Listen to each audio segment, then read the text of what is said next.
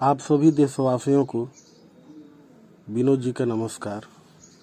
जैसा कि हम सभी जानते हैं कि हमारा देश एक कृषि प्रधान देश है और किसानों का महान देश है। हम जो भी अन्न खाते हैं उसका श्रेय इन किसानों को ही जाता है। लेकिन क्या हम इनके बारे में कभी सोचते हैं कि ये गरीब किसान किस तरह का जीवन जीते हैं, अर्थात ये क्या खाते हैं, क्या पीते हैं, क्या पहनते हैं। इन्हीं सब बातों को ध्यान में रखते हुए मैंने अपने द्वारा लिखे हुए कुछ मधुर स्वर में दर्शाया है और इसी उम्मीद के साथ कि आप सबको अच्छा लगे आप सभी श्रोताओं के सामने प्रस्तुत कर रहा हूँ। इस गीत में उस समय को दर्शाया गया है, अर्थात प्रकट किया गया है जिस समय रबी की फसल तैयार हो जाती है और गरीब किसान फसल काटने के लिए अपने घर से चल देता है। धन्यवाद।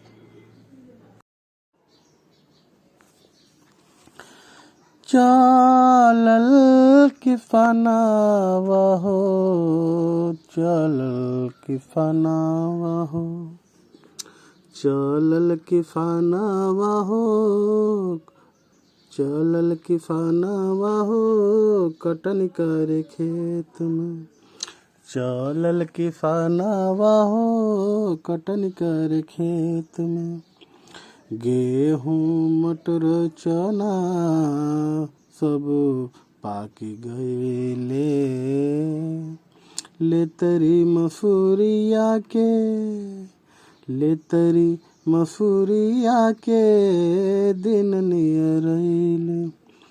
चलल किसानवा हो, चलल किसानवा हो, चलल किसानवा हो, हंसुआ लेके खेत में। चलल किसानवा हो, कटन करे खेत में। गेहूँ मटर चना सब पाक गए ले तेरी मसूरिया के दिन नियरैले। चलल किसानवा हो, चलल किसानवा हो, चलल किसानवा हो, हंसुआ लेके खेत में। चलल किसानवा हो, कटन करे खेत में। काटी काटी अन्न वाले आवे खलिहानवा, यूपी बिहार पंजाब के किसानवा। गरीब इंसानवा हो,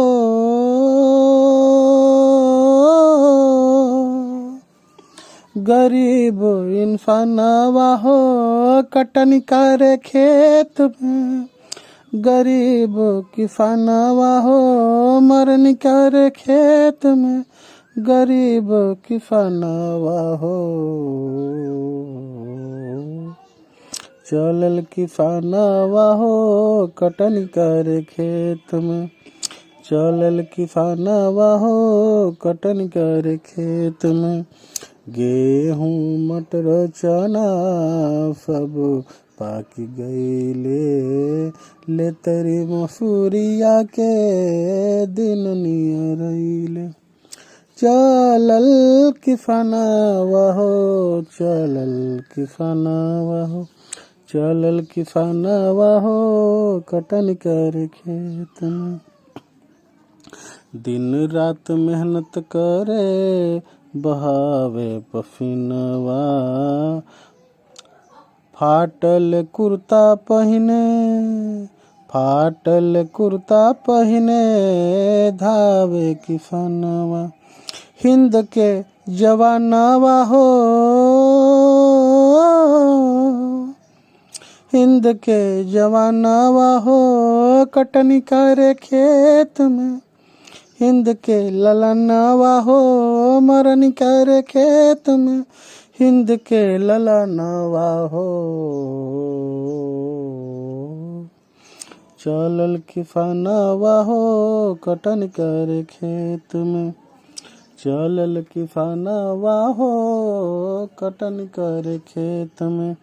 गेहूँ मटर चना सब पाकी गईले ले तरी मसूरिया के दिन नियरैले चलल किफनवा हो चलल किफनवा हो चलल किफनवा हो कटन करे खेत में चलल किफनवा हो कटन करे खेत में जाड़ा गर्मी बरसा शीत सहेला पाँव में पनही नइखे पाँव में पनही नइखे सिर खाली रहेला हिंद के गहनवा हो